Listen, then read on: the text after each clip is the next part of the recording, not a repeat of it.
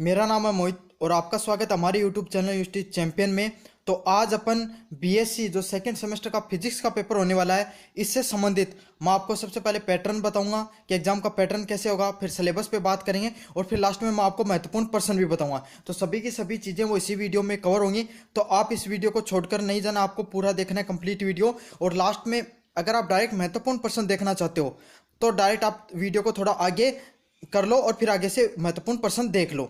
लेकिन इससे पहले आपको एग्जाम पैटर्न भी समझना बहुत जरूरी है कि एग्जाम पैटर्न किस प्रकार से होगा आपका, ठीक है। और टेलीग्राम पर इस जो इंपॉर्टेंट क्वेश्चन इनके मैं पीडीएफ डाल दूंगा, तो उसका जो लिंक है टेलीग्राम का लिंक वो कमेंट बॉक्स में आपको मिल जाएगा, वहां से आप जरूर से ज्वाइन कर लेना है, फिर डिस्क्रिप्शन में भी लिंक मिल जाएगा आपको, ठीक है। तो सबसे पहले बात करें आपका पेपर किस हिसाब से आएगा, तो पेपर आपका है वो टोटल 150 नंबर का होगा। 150 नंबर किस तरीके से डिवाइड होंगे मैं आपको बता देता हूँ। सेकंड सेमेस्टर फिजिक्स का 100 नंबर का आपका जो पेपर होगा, मतलब जो रिटर्न पेपर होगा।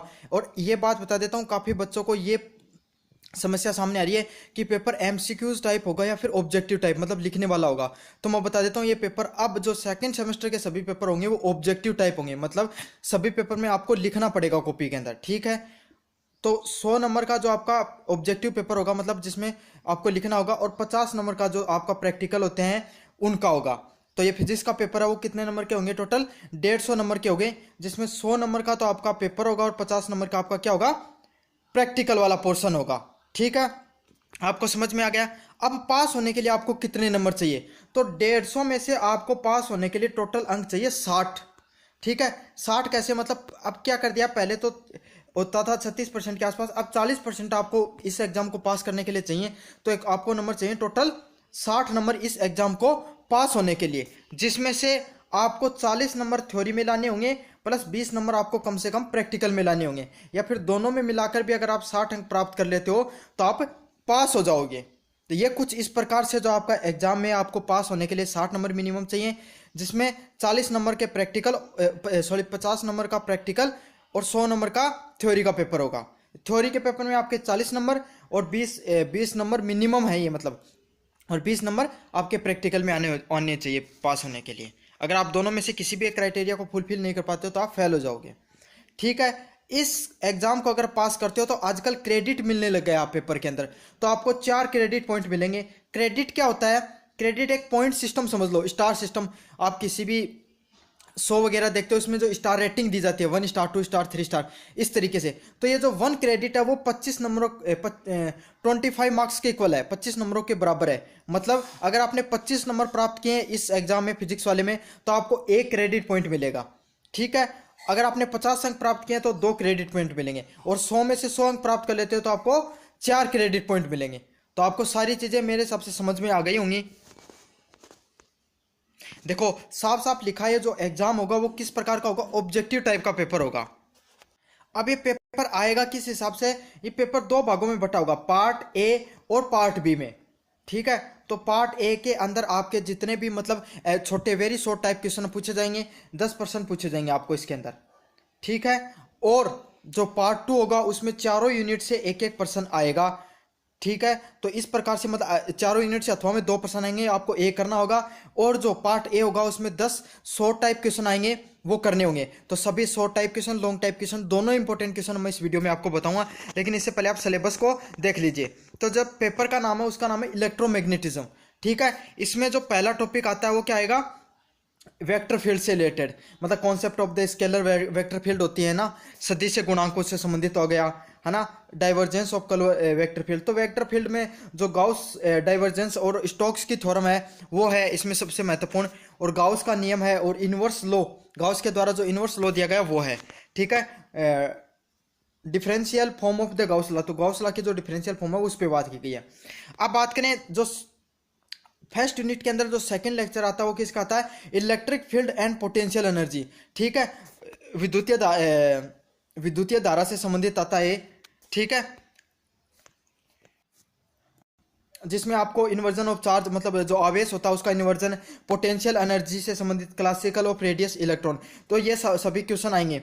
यूनिट नंबर सेकंड आता है उसमें इलेक्ट्रिक फील्ड इन मैटर, पदार्थ के अंदर जो इलेक्ट्रिक फील्ड है, विद्युत जो धारा उसका संबंधित क्वेश्चन आएंगे, ठीक है। इसमें सिर्फ एक ही टॉपिक है। यूनिट नंबर थर्ड में magnet magnetic field in matter and magnetism. तो मैग्नेटिज्म जो लॉरेंज का फोर्स का बल का जो नियम है, जो मैग्नेटिक फील्ड की जो प्रॉपर्टी है, एम्पियर लॉ हो गया, मतलब लगभग वही क्वेश्चन है जो आपकी 12th क्लास की जो फर्स्ट बुक हुआ करती है उसमें जो लास्ट के चैप्टर होते थे वही वाले पर्सन है।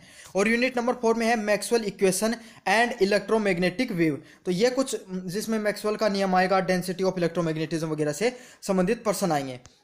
तो ये सभी जो हैं वो इंपॉर्टेंट सिलेबस है। अब बात करेंगे अपन महत्वपूर्ण प्रश्नों के ऊपर। तो हिंदी मीडियम और इंग्लिश मीडियम दोनों के लिए हैं ये महत्वपूर्ण प्रश्न। मैं हिंदी मीडियम व इंग्लिश मीडियम दोनों के लिए कराऊंगा। पहले हिंदी मीडियम के वालों के लिए और इंग्लिश मीडियम वालों के लिए थोड़े आगे जाके हैं, तो आप वीडियो को थोड़ा और आगे सरका लेना। इंग्लिश मीडियम वालों के लास्ट में करवाया मैंने। पहला क्वेश्चन बात करें, सदिश क्षेत्र के विचलन की व्याख्या करें और कोटाइसन समन्वय प्रणाली में विचलन की अभिव्यक्ति को घटाएं और इसके भौतिक महत्व को समझाएं। तो सदिश क्षेत्र का जो विचलन है उसकी व्याख्या करनी है और कोटाइसन के समन्वय प्रणाली का विचलन की अभिव्यक्ति को बताना आपको। दूसरा नंबर क्वेश्चन है, स्केलर क्षेत्र की ढाल को समझाइए तथा इसकी अभिव्यक्ति का पता लगाइए। स्केलर का जो होता है अदिश राशियों के लिए बोलते हैं, ठीक है। तो यहाँ पे अदिश क्षेत्र को समझाना है, आपकी अदिश क्षेत्र के ढाल को समझाना है और इसकी अभिव्यक्ति को आपको पता लगाना है। अब बढ़ते हैं 3 नंबर क्वेश्चन की तरफ, जो आपका गॉस विचलन प्रमेय का कथन लिखें और इसे साबित करें। तो गॉस विचलन प्रमेय है उसके कथन को लिखना है और इसे क्या करना, आपको साबित करना है। ये क्वेश्चन बहुत ज्यादा मोस्ट इंपोर्टेंट प्रश्न है आपके लिए, ठीक है। अब बात करें 4 नंबर क्वेश्चन की तरफ, विद्युतीय द्विध्रुव से आपका क्या अभिप्राय है। बिंदु P R10 पर विद्युत द्विध्रुव के कारण विद्युत तीव्रता की अभिव्यक्ति को घटाएं और यह भी साबित करें कि अक्षीय से भूमध्य रेखा की ओर स्थिति में परिवर्तन विद्युत क्षेत्र की तीव्रता कम हो जाती है। तो विद्युत द्विध्रुव से आपका मतलब आपको क्या होता है उसको अर्थ बताना आपको, और जो उसकी तीव्रता वो धीरे धीरे किस प्रकार से घटती है जब आप अक्ष से किधर के जाते हो, भूमध्य रेखा की तरफ जाते हो। तो ये वाला क्वेश्चन भी बहुत ज्यादा महत्वपूर्ण प्रश्न है। अब बात करें अगले नंबर क्वेश्चन की तरफ, इलेक्ट्रोस्टैटिक ऊर्जा से आपका क्या अभिप्राय है। तो इलेक्ट्रोस्टैटिक ऊर्जा क्या होती है आपको ये चीज बताना है। प्रवैद्युतिक जो ऊर्जा होती है उससे आपका क्या अभिप्राय है आपको ये बताना है। एक समान आवेशित क्षेत्र बनाने के लिए आवश्यक ऊर्जा की अभिव्यक्ति को घटाएं, इलेक्ट्रॉन की क्षेत्रीय त्रिज्या को भी समझाएं। तो जो इलेक्ट्रोस्टैटिक ऊर्जा के बारे में बताना है और आवेशित क्षेत्र के लिए आवश्यक ऊर्जा की अभिव्यक्ति को भी बताना आपको, ठीक है। अगला क्वेश्चन है, लाप्लास और पॉइसन समीकरण की अभिव्यक्ति को बताइए। तो घटाए नहीं है, ये बताए हैं यहाँ पर। 7 नंबर क्वेश्चन है, द्विध्रुव क्षेत्र के बाहर और अंदर द्विविद्युत क्षेत्र और क्षमता का पता लगाए। तो ध्रुवीकरण को जो क्षेत्र होता है उसे बाहर व अंदर विद्युतीय क्षेत्र की क्षमता का पता लगाना आपको। अब बात करें 8 नंबर क्वेश्चन की तरफ, विद्युत संवेदनशीलता और परमाणु ध्रुवीकृत या पॉलीसियसिस मोसोटी संबंध के बीच में क्या संबंध आपको यह बताना है, ठीक है। तो द्विविद्युत संवेदनशीलता और परमाणु विद्युतीकरण व कोलिसिस के बीच में क्या संबंध आपको ये बताना है। 9 नंबर क्वेश्चन है, पैरा विद्युत माध्यम के लिए गाउस का नियम बताएं। तो पैरा विद्युत माध्यम के लिए आपको क्या बताना है, गाउस का नियम बताना है। आप बात करें 10 नंबर क्वेश्चन की तरफ, सबसे पहला क्वेश्चन है इसमें कौन से वाला, परमाणु ध्रुवीकरण, विद्युत संवेदनशीलता व बाधित आवेश। तो इन सब क्वेश्चनों पर आपको व्याख्या करनी है, परमाणु ध्रुवीकरण, विद्युत संवेदनशीलता और वह बाधित आवेश पर। अब बात करें 11 नंबर क्वेश्चन की तरफ, विद्युत चुंबकीय तरंगों के लिए मैक्सवेल का समीकरण लिखें, ऊर्जा के प्रवाह के लिए अभिव्यक्ति का वर्णन करें और पोलिएक्टिंग वेक्टर के भौतिक महत्व की व्याख्या करें। तो द्विविद्युत चुंबकीय क्षेत्र के लिए मैक्सवेल का समीकरण बताना आपको और ऊर्जा प्रवाह की अभिव्यक्ति को वर्णन करना है आपको। लास्ट एंड फाइनल की तरफ क्वेश्चन की तरफ बढ़े, चुंबकत्व की तीव्रता पर टिप्पणी करनी है आपको, चुंबकीय संवेदनशीलता पर आपको टिप्पणी करनी है,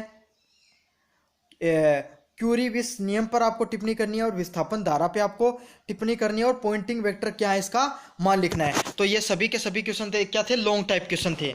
अब बात करें अपन शॉर्ट टाइप क्वेश्चन की तरफ, तो सबसे पहले अपन बात करें, सबसे पहला क्वेश्चन है, एम्पियर के नियम को बताइए तथा इसे अभिभेदक के रूप में व्यक्त कीजिए। तो एम्पियर का क्या नियम होता है आपको इसको बताना है और इसको अभिवेदन के रूप में व्यक्त करना है।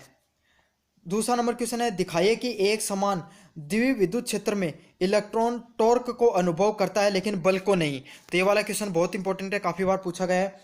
3 नंबर क्वेश्चन है, सिद्ध करे कि मुक्त अवस्था में EAM इलेक्ट्रोमैग्नेटिज्म तरंग, इलेक्ट्रोमैग्नेटिक जो तरंग होती हैं उनका अभिलक्षणिक प्रतिबाधा 377 ओम है।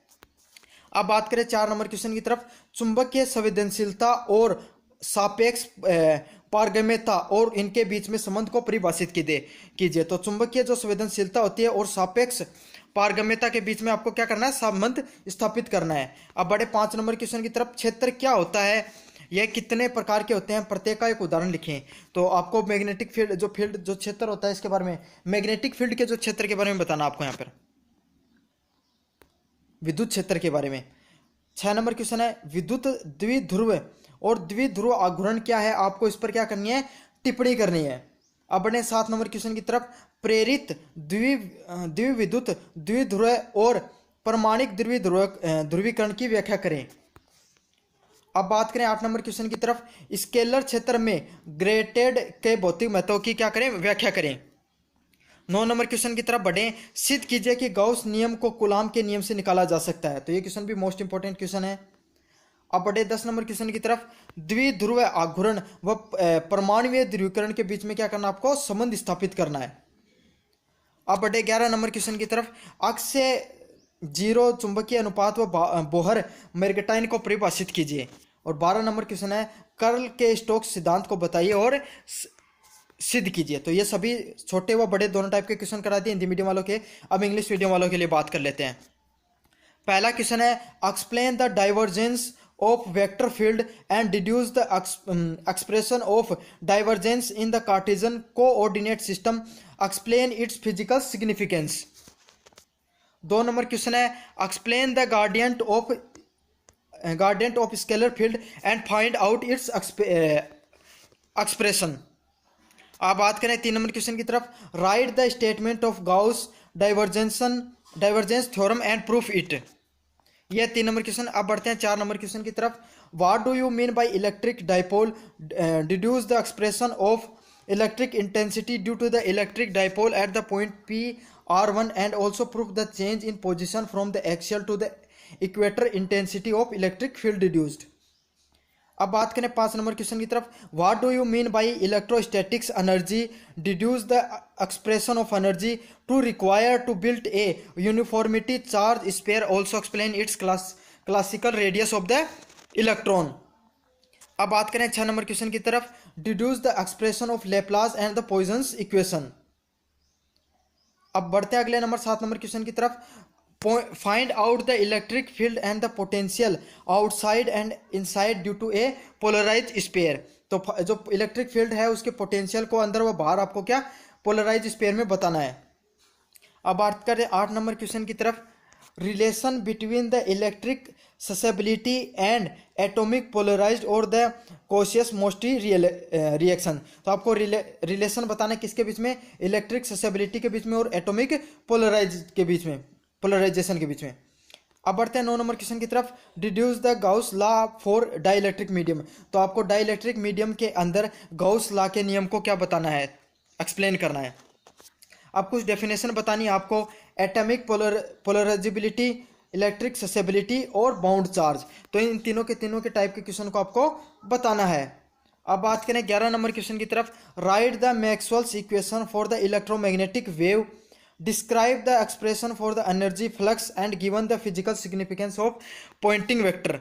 तो आपको जो मैक्सवेल इक्वेशन है उसको इलेक्ट्रोमैग्नेटिक वेव में बताना है और जो एनर्जी फ्लक्स होता है उसके फिजिकल सिग्निफिकेंस को आपको बताना है। उसके अलावा आपको बतानी है कुछ आपको मतलब डेफिनेशंस बतानी है किसकी, intensity of the magnetism, magnetic susceptibility, Curie's Weiss law, displacement current and what is Poynting vector, right its value. तो इन सभी पर्सन्स को आपको क्या है बताना है। तो ये सभी थे लॉन्ग टाइप क्वेश्चन आंसर। इसकी पीडीएफ आप टेलीग्राम पे डाउनलोड कर सकते हो, उसका लिंक मैं दे दूंगा आपको नीचे।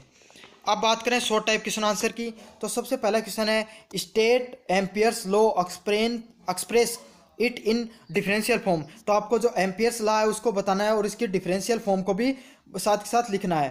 तो पहला क्वेश्चन है, so what is in uniform electric field, electron experience torque due but not the force. मतलब आपको ये बताना है कि जब यूनिफॉर्म इलेक्ट्रिक फील्ड होती हैं तो इलेक्ट्रॉन टॉर्क को जो महसूस करते हैं लेकिन बल को महसूस या फोर्स को महसूस नहीं करते हैं।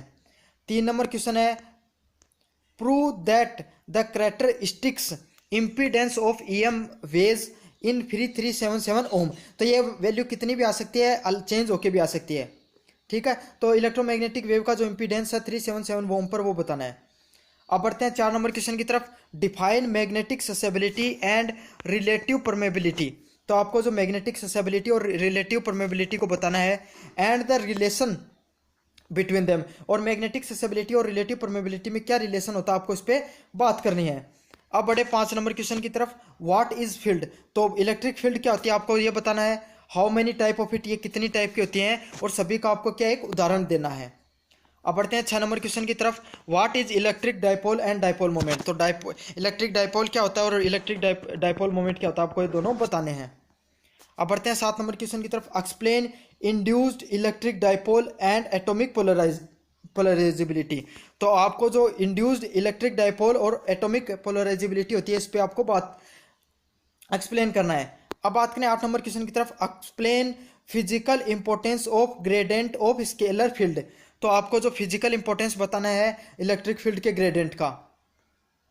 अब बात करें 9 नंबर क्वेश्चन की तरफ। Proof that Gauss law can be deduced from the Coulomb's law. तो आपको ये बताना है जो गाउस लॉ है उसको कूलॉम्स लॉ से कैसे बनाया जाता है। अब बात करें 10 नंबर क्वेश्चन की तरफ। Establish A relationship between dipole moment and atomic polarisability. तो आपको जो रिलेशनशिप बतानी है किसके बीच में, डाइपोल मोमेंट में और एटॉमिक पोलराइजेबिलिटी में। अब बात करें 11 नंबर क्वेश्चन की तरफ। Define the orbital gyromagnetic ratio and Bohr magneton. तो आपको ये बताना है। और लास्ट एंड फाइनल क्वेश्चन है, state and prove the Stokes theorem of curl. तो ये सभी महत्वपूर्ण प्रश्न थे फिजिक्स के। उम्मीद है कि मुझे आपको इन प्रश्न को आप जाने से पहले एक बार जरूर देख के जाएंगे। धन्यवाद। चैनल को जरूर से सब्सक्राइब करें, वीडियो को जरूर से लाइक करें। बच्चों, मेरा नाम है मोहित और आपका स्वागत है हमारे यूट्यूब चैनल हिस्ट्री चैंपियन में। तो जैसा कि आप जानते हो, आपका जो सेकंड सेमेस्टर का एग्जाम होता है हिंदी साहित्य का, कहानी व उपन्यास, उससे संबंधित मैं आपके सामने महत्वपूर्ण प्रश्न लेकर आया हूँ। सबसे पहले अपन बात करेंगे एग्जाम पैटर्न पर, फिर बात करेंगे एग्जाम सिलेबस पर, और फिर लास्ट में अपन बात करेंगे महत्वपूर्ण प्रश्न क्या क्या आएंगे इसके अंदर। एक खास बात बताने जाऊँगा, ये कोर्स, ये जो सिलेबस है, ये शेखावाटी यूनिवर्सिटी है उसका है। जो सेकंड पेपर होता है आपका, उसमें कुछ जो चैप्टर हैं वो अलग हो सकते हैं, आपके कुछ कहानियां वो उपन्यास अलग हो सकते हैं। तो आपकी यूनिवर्सिटी में कैसा है वो आप एक बार चेक कर लेना। लेकिन लगभग 80% तक सभी यूनिवर्सिटी का जो सिलेबस है वो समान ही रहता है। और जो राजस्थान यूनिवर्सिटी का भी डाल रखा है वीडियो, वो मैं आपके लिंक दे दूंगा डिस्क्रिप्शन में, और टेलीग्राम जरूर ज्वाइन कर लेना आप। चलो शुरू करते हैं अपन। सबसे पहली बात, जो आपका पेपर है वो कितने नंबर का होगा। सबसे पहले टोटल 150 नंबर का आपका पेपर होगा, जिसमें से आपका थ्योरी का पेपर होगा वो कितने नंबर का होगा, 120 नंबर का होगा। और 30 नंबर का आपका इंटरनल एग्जाम होगा। मतलब 120 नंबर का जो आप कल पेपर देने जाओगे वो 120 नंबर का होगा, आपके सामने 120 नंबर को देखने का मिलेगा। और 30 नंबर का आपका इंटरनल एग्जाम हो गया, मतलब कॉलेज के द्वारा वो जो नंबर भेजे जाते हैं प्रैक्टिकल के, वो होंगे। अब काफी बच्चों का सवाल ये रहता है कि पास होने के लिए कितने नंबर चाहिए। तो पास होने के लिए आपको 40% नंबर चाहिए, मतलब टोटल कितने नंबर चाहिए, 60 नंबर चाहिए। ठीक है, तो आपको पास होने के लिए कुल कितने अंक चाहिए, 60 अंक चाहिए। एक बात मैं आपको बता देना चाहता हूँ, इस वीडियो को आप शेयर जरूर करना, क्योंकि आप शेयर नहीं करते अपने दोस्तों के साथ। अब बात करें जो एग्जाम का पैटर्न किस प्रकार से होगा, तो मैं आपको बता देता हूँ। 3 पार्टों में बटा होगा आपका, A, B और C। तो सबसे पहले जो अंक होते हैं उसमें 10 छोटे प्रश्न आएंगे। ठीक है, पहले पार्ट में 10 छोटे अंक आएंगे, प्रत्येक प्रश्न है वो 2 अंक का होगा। तो इस प्रकार ये कितने अंक हो गए, 20 अंक का हो गया। फिर जो खंड बी है उसमें से 4 व्याख्याएं आएंगी, कितने अंक की, 5 अंक की। प्रत्येक व्याख्या 5 अंक की, तो टोटल कितनी हो गई, 20 हो गई। और खास बात बता दूं, जो एक उपन्यास से आएगी और 3 कहानियों से आएगी। ठीक है, और अब बात करें लास्ट में आपके 4 निबंधात्मक प्रश्न पूछे जाएंगे, और में आएंगे, मतलब टोटल 8 आएंगे, और में होंगे 2 प्रश्न। और प्रत्येक प्रश्न है वो कितने नंबर का होगा, 15 अंक का होगा। तो इस प्रकार कितने अंक हो गए, 60 अंक हो गए। जो बी खंड था वो गलत बता दिया मैंने, उसके अंदर प्रत्येक व्याख्या वो 10 अंक की हो गई होगी, सॉरी वो गलती से बता दिया, तो वो कितना हो गया, 40 अंक के हो गए। और जो खंड सी है उसमें 4 निबंधात्मक प्रश्न होंगे, प्रत्येक कितना अंक का होगा, 15 अंक का हो गया। होगा। तो ये कितने हो गए, 60 अंक हो गए। और खंड ए है वो कितने नंबर के होंगे, 2 नंबर का एक प्रत्येक क्वेश्चन आएगा, 10 क्वेश्चन टोटल होंगे, तो वो कितने हो गए, 20 अंक हो गए। तो इस प्रकार से होगा आपका 60 नंबर का खंड सी, खंड व्याख्या 40 नंबर की, और 20 नंबर के छोटे वाले प्रश्न होंगे। तो इस प्रकार से आपका पूछा जाएगा। अब आप सिलेबस भी एक बार देख लीजिए। यूनिट फर्स्ट है, उसमें कहानी व उपन्यास से संबंधित प्रश्न पूछे जाएंगे। जो यूनिट 2 है उसके अंदर क्या क्या पूछा जाएगा, साथ के साथ उसने कहा था नामक कहानी जो लिखी गई है चंद्र शर्मा गुलेरी के द्वारा, फिर प्रेमचंद के द्वारा जो कहानी लिखी गई है पूस की रात वो आएगी, जयशंकर प्रसाद के द्वारा कहानी लिखी गई आकाशदीप वो आएगी, रागे राघवल के द्वारा जो गदल नामक कहानी लिखी गई है वो आएगी, फणीश्वर नाथ रेणु के द्वारा जो कहानी लिखी गई तीसरी कसम वो आएगी। अब यूनिट थर्ड की बात करें तो कहानी जनेंद्र के द्वारा पाजेब लिखी गई वो आएगी, मोहन राकेश के द्वारा मलबे का मालिक नामक कहानी लिखी गई वो आएगी, अमरकांत के द्वारा कहानी और जोक नामक कहानी लिखी गई वो आएगी, और निर्मला वर्मा के द्वारा पर्दे नामक कहानी लिखी गई। जो यूनिट 4 है उसमें आपका जो एक उपन्यास आता है जो कौन सा आएगा, आपका बंटी मन्नू भंडारी के द्वारा आएगा। अब काफी बच्चों का सवाल यही होता है कि अब हम ना गेस पेपर पढ़ना चाहते हैं, महत्वपूर्ण प्रश्न थोड़ी देर में कराऊंगा आप। तो हम जो इंपॉर्टेंट क्वेश्चन कहाँ से पढ़े, तो आपको क्या करना है, यूट्यूब पर जाके सर्च करना है यूनिवर्सिटी चैंपियन। गए, आपको कुछ ऐसा इंटरफेस दिखाई देगा। आप यहाँ पे जाके ये इस यूट्यूब चैनल पे आओगे तो इसके प्लेलिस्ट वाले सेक्शन में हो, प्लेलिस्ट के वाले सेक्शन में आ गए तो यहाँ पे आपको मिलेगा BA second semester important question. तो बीए सेकंड सेमेस्टर में आओगे तो यहाँ पे सारे सब्जेक्ट के जो इंपॉर्टेंट क्वेश्चन है वो करवा रखे हैं, तो यहाँ से आप जरूर से देख लेना। अब अपन बात करें कहानी व उपन्यास से संबंधित जो महत्वपूर्ण प्रश्न है वो कौन से हैं। सबसे पहले जो प्रश्न जो आपको करना है वो करना है, उसने कहा था कहानी के पात्र जो लैला सिंह है उसके चरित्र चित्रण पर आपको क्या करना है, लेख लिखना है। दूसरा का इंपॉर्टेंट प्रश्न है, पूस की रात नामक कहानी के नामांकन की सार्थकता पर प्रकाश डालते हुए उसके नायक के चरित्र विशेषताओं का उल्लेख कीजिए। भाई उसका क्या क्या चरित्र था उसको बताना है। यूनिट नंबर 3 है, उसमें क्या है, प्रेमचंद की पूस की नामक कहानी की कला और विशेषताएं बताइए। तो प्रेमचंद के द्वारा जो पूस की रात नामक कहानी लिखी गई थी उसकी विशेषताएं बतानी है। तो इन सभी प्रश्नों के सॉल्यूशन भी आपको हमारे यूट्यूब चैनल पर ही मिल जाएंगे। चौथा नंबर क्वेश्चन है, पर्दा कहानी के तत्वों के आधार पर गदल कहानी के नायिका व नायक के चरित्र चित्रण की कहानी का मूल्यांकन कीजिए। 5वां नंबर क्वेश्चन है, बंटी का चरित्र चित्रण कीजिए व शंकुन का चरित्र चित्रण कीजिए। तो बंटी जो नामक उपन्यास है उसमें उसके चरित्र चित्रण को बताना है। आपका बंटी उपन्यास एक मनोवैज्ञानिक समस्या पर आधारित है, इस पर समीक्षा कीजिए। तो यह भी आपको बताना जो उपन्यास से प्रश्न आएगा वो वाला। 7वां नंबर क्वेश्चन है, पाजेव बाल मनोविज्ञान पर आधारित एक कहानी हिंदी कहानियों में से सबसे अच्छी कहानी है, इस कथन पर पाजेव कहानी की समीक्षा कीजिए। तो पाजेव कहानी में क्या बताया गया आपको, इसकी समीक्षा करनी है। अब बात करें 8 नंबर क्वेश्चन की तरफ, हिंदी साहित्य आधुनिक हिंदी साहित्य के उद्भव और विकास पर टिप्पणी डालिए। तो यह भी महत्वपूर्ण प्रश्न है। 9 नंबर प्रश्न है, हिंदी उपन्यास के उद्भव और विकास पर टिप्पणी कीजिए। 10वां नंबर क्वेश्चन है, कहानी व उपन्यास में अंतर बताइए। तो ये सभी महत्वपूर्ण प्रश्न है जो आपको करके जाने हैं। धन्यवाद। हेलो बच्चों, मेरा नाम है मोहित और आपका स्वागत है हमारे यूट्यूब चैनल यूनिवर्सिटी चैंपियन के अंदर। तो आज मैं आपके सामने बीकॉम का जो सेकंड सेमेस्टर का पेपर होता है ई-फेम का, Indian banking and financial system, उससे संबंधित मैं आपके सामने महत्वपूर्ण पेपर क्वेश्चन भी लेकर आया हूँ। इंग्लिश मीडियम हिंदी मीडियम के दोनों के हैं। सबसे पहले अपन बात करेंगे कि आपका एग्जाम का क्या पैटर्न होगा, किस प्रकार से प्रश्न आएंगे, फिर बात करेंगे सिलेबस क्या क्या होगा, और लास्ट में मैं आपको कराऊंगा महत्वपूर्ण प्रश्न। तो आपको सभी की सभी चीज़ें देखनी है। ये वीडियो बहुत महत्वपूर्ण होने वाला आपके लिए, चाहे किसी भी यूनिवर्सिटी का विद्यार्थी हो। वीडियो शुरू करें इससे पहले आप चैनल को सब्सक्राइब कर दीजिए और वीडियो को लाइक कर दीजिए। तो सबसे पहले बात करें अपना जो पेपर है वो कितने नंबर का होगा। सबसे महत्वपूर्ण बात यह, तो मैं आपको बता दूं जो आपका पेपर होता है वो 100 टोटल उसके जो मार्क्स होते हैं, मैक्सिमम मार्क्स वो 150 नंबर होते हैं, ठीक है। लेकिन जो आपका थ्योरी का पेपर होता है वो 120 नंबर का होता है, और 30 नंबर का आपका वाइवा या इंटरनल एग्जाम या फिर आपका जो कोई प्रैक्टिकल एग्जाम होता है, ठीक है। इन तीनों में से एक चीज हो जाती है आपकी।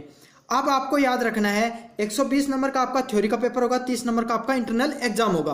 अब आपको पास करने के लिए कितने नंबर चाहिए, तो 150 में से आपको 40% नंबर चाहिए, मतलब कितने, 60 नंबर चाहिए आपको इस एग्जाम को पास करने के लिए। साथ के साथ मैं बात बता दूं, आपको इस पेपर को पास करना अनिवार्य है। अगर आप इस पेपर को पास नहीं करते हो तो आप पेपर में बैक लग सकती है और फेल होने की भी आपकी संभावना है। ठीक है, अब 60 नंबर में कैसे आ सकते हैं आपके 48 नंबर आपको इसमें लाने पड़ेंगे पेपर में, थ्योरी के पेपर में 120 नंबर का जो होगा, और जो बाकी के आपके 30 नंबर बच गए इसमें से आपको 12 नंबर लाने होंगे। ठीक है, या फिर आप दोनों में मिलाकर भी 60 नंबर ला सकते हो, तो आप पास हो जाओगे। ये तो था एग्जाम का पैटर्न। साथ के साथ मैं बता दूं, इस पेपर को आप पास करोगे तो आपको 6 क्रेडिट पॉइंट मिलेंगे। पास करने पर नहीं, मतलब पूरे 150 में से 150 लाते हो तब आपको 160 नंबर मिलते हैं, क्योंकि एक क्रेडिट 25 नंबर का है। अगर आपके एग्जाम में मान लीजिए सपोज मानो 75 नंबर आ गए 120 में से, तो आपको इस पेपर पर कितने क्रेडिट पॉइंट मिलेंगे? 3 क्रेडिट पॉइंट मिलेंगे। ठीक है, ये था क्रेडिट सिस्टम। अब अपन बात करेंगे एग्जाम जो पेपर है उसका पैटर्न किस प्रकार से रहेगा, किस प्रकार से जो आपका पेपर है वो आएगा।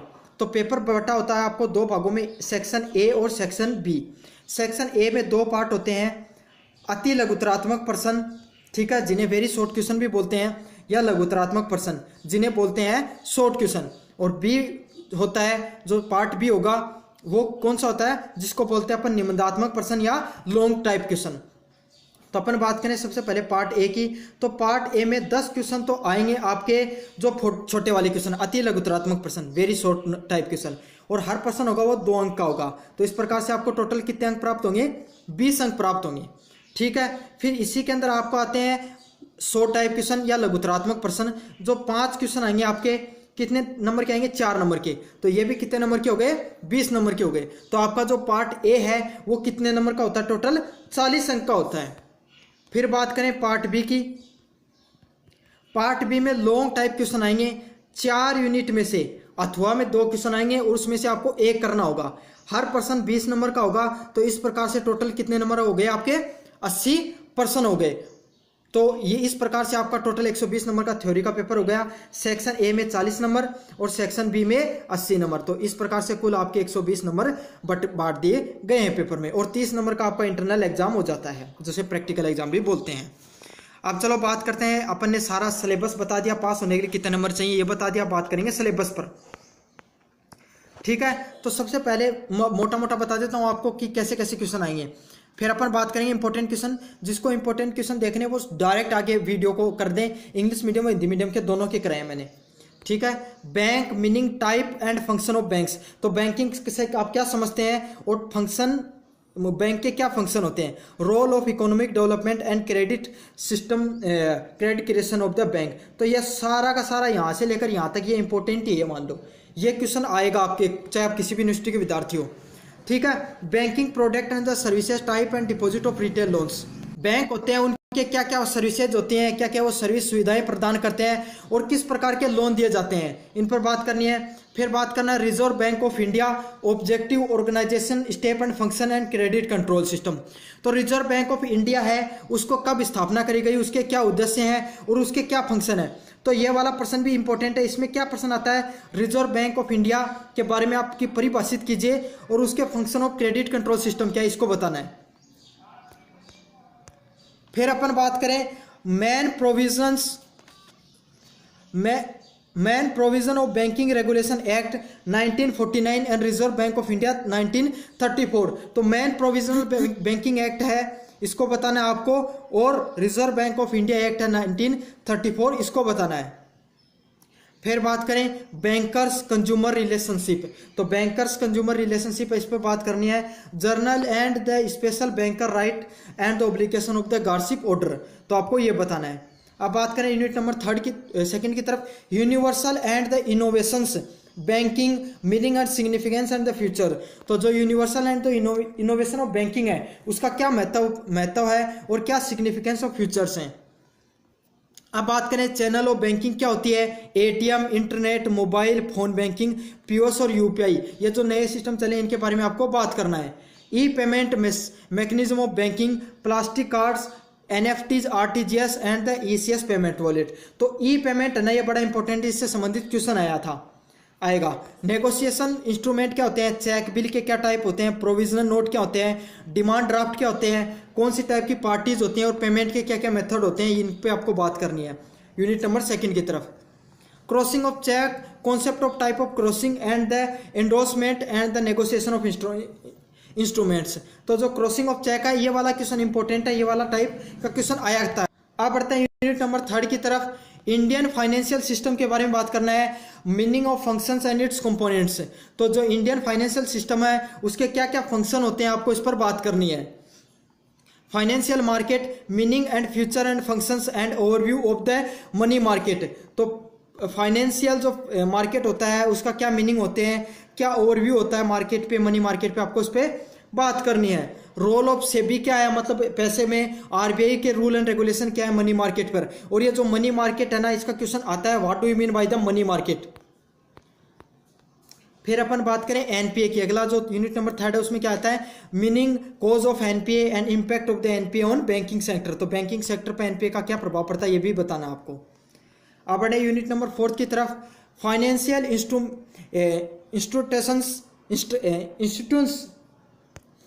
Financial institutes and overviews of the development of the financial institutes, IFCI, ICIC, RSI, IDBI objective functions. तो इन सब जो फाइनेंशियल इंस्टीट्यूट्स हैं इनका क्या प्रभाव है, इन पर बात करनी है आपको। अब बात करें फाइनेंशियल जो सर्विसेज होती है मर्चेंट बैंक की, ये वाला क्वेश्चन बहुत इंपॉर्टेंट है, मर्चेंट बैंक वाला, म्यूचुअल फंड वाला। अब बात करें अगले नंबर क्वेश्चन की तरफ, इंट्रोडक्शन ऑफ द बिटकॉइन। तो बिटकॉइन जो आजकल जो नया फंक्शन आया ना क्रिप्टो करेंसी का, बिटकॉइन वाला, ब्लॉकचेन व प्लूटो करेंसी, ये क्या आपको इस पर बात करनी है। तो ये सब महत्वपूर्ण प्रश्न है।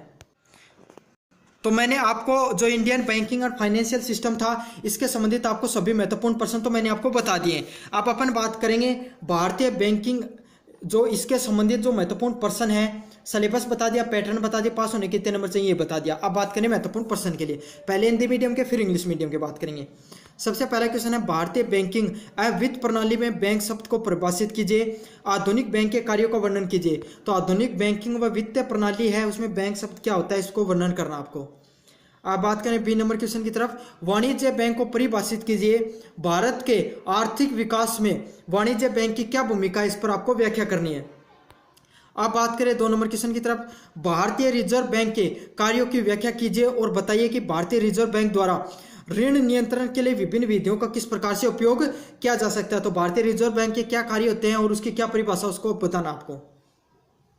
अब बढ़े 3 नंबर क्वेश्चन की तरफ, बैंक और ग्राहक के बीच में सामान्य और विशेष संबंधों पर चर्चा कीजिए और अपने ग्राहक के प्रति बैंकर के अधिकारों और कर्तव्य की व्याख्या कीजिए। तो बैंक और ग्राहक के बीच में क्या क्या संबंध होते हैं इस पर आपको टिप्पणी करनी है। अब बढ़ते हैं 3 नंबर क्वेश्चन की तरफ, परिभाषित कीजिए कि नवोन्मेषी बैंकिंग से आपका क्या तात्पर्य और इनोवेशन बैंकिंग के क्या क्या साधन है। ठीक है, अब बात करें 4 नंबर क्वेश्चन की तरफ, चेक और प्राइमिसरी नोट को परिभाषित कीजिए, चेक और विनिमय बिल के बीच में अंतर बताइए। अब बढ़ते हैं बी नंबर क्वेश्चन की तरफ, मुद्रा बाजार से आप क्या समझते हैं, मुद्रा बाजार के कार्य एवं महत्व समझाइए, मुद्रा बाजार के विकल्प, मुद्रा बाजार के विकासों को समझाइए। अब बढ़ते हैं 5 नंबर क्वेश्चन की तरफ, पूंजी बाजार से आप क्या समझते हैं, पूंजी बाजार का महत्व कार्य बताइए। तो पूंजी बाजार क्या होता है इसके महत्व के बारे में बताइए। अब बढ़ते हैं बी नंबर क्वेश्चन की तरफ, विदेशी मुद्रा बाजार और ऋण बाजार से आप क्या समझते हैं, राज्य मुद्रा बाजार व के प्रकार व लाभ व कमियों पर बात कीजिए। अब बढ़ते हैं 6 नंबर क्वेश्चन की तरफ, मर्चेंट बैंकिंग से आप क्या समझते हैं, मर्चेंट बैंकिंग के कार्यों पर चर्चा कीजिए। अब बढ़ते हैं बी नंबर क्वेश्चन की तरफ, भारत के बैंकिंग क्षेत्र में नवाचार, एक विस्तृत नोट लिखें, भारतीय वित्तीय क्षेत्र में हालों के रुझानों पर चर्चा कीजिए। अब बढ़ते हैं ए नंबर क्वेश्चन की तरफ, define the term bank, describe the function of a modern bank. तो टर्म बैंक क्या होता है, उसके जो क्या क्या फंक्शन होते हैं इस पर आपको बात करना है।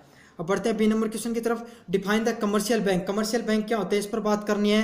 Explain the role of commercial bank in the Indian economic development of India. तो कमर्शियल बैंक क्या होते हैं और उनका क्या क्या रोल होता है इन पे बात करनी है। अब बढ़े 2 नंबर क्वेश्चन की तरफ, explain the function of reserve bank of India and state the various method of credit control are use by the reserve bank of India. तो क्या क्या फंक्शन होते हैं रिजर्व बैंक ऑफ इंडिया के और उनके क्या क्या मेथड है क्रेडिट कंट्रोल के, आपको ये बात करनी है। अब बात करें 3 नंबर क्वेश्चन की तरफ, discuss the normal and the special relationship between bank and customer, explain the right and duties of banker toward the customer. तो कस्टमर और बैंक के बीच में क्या क्या ड्यूटीज होती हैं आपको ये बताना है। अब बढ़े बी नंबर क्वेश्चन की तरफ, what do you mean bye innovative banking, innovating banking क्या होती है और क्या क्या इंस्ट्रूमेंट होते हैं इनोवेटिंग बैंकिंग के, आपको ये बताना है। चलो बढ़े हैं 4 नंबर क्वेश्चन की तरफ। Define the cheque and the promissory note. तो चेक और प्रोमिजनरी नोट क्या होती है आपको ये बताना है। State differentiate between the cheque and bills of exchange. अब बढ़े बी नंबर क्वेश्चन की तरफ। What do you mean by money market. तो मनी मार्केट के बारे में आप क्या समझते हैं। Explain the function and importance of the money market and explain the development of money market. अब बढ़े 5 नंबर क्वेश्चन की तरफ। What do you mean by capital market. तो कैपिटल मार्केट के बारे में आप क्या समझते हैं। State the important and function of capital market. तो कैपिटल मार्केट के बारे में बताइए। What do you mean by the foreign exchange market and debit market. तो फॉरेन एक्सचेंज मार्केट और डेबिट मार्केट के बारे में बताइए। State type advantage and drawbacks of the foreign exchange market. तो फॉरेन एक्सचेंज मार्केट के क्या क्या नुकसान होते हैं, क्या क्या फायदे होते हैं, आपको इनको बारे में बात करनी है। अब बढ़ते हैं 6 नंबर क्वेश्चन की तरफ। What do mean by merchant banking. Merchant banking क्या होती है और उसके क्या फंक्शन होते हैं, इस पर बातें कीजिए। अब बात करते हैं 6 नंबर क्वेश्चन की तरफ। Right A detail note on innovation in banking sector of India and discuss the recent trend in Indian financial sector. तो ये सभी महत्वपूर्ण प्रश्न से। धन्यवाद।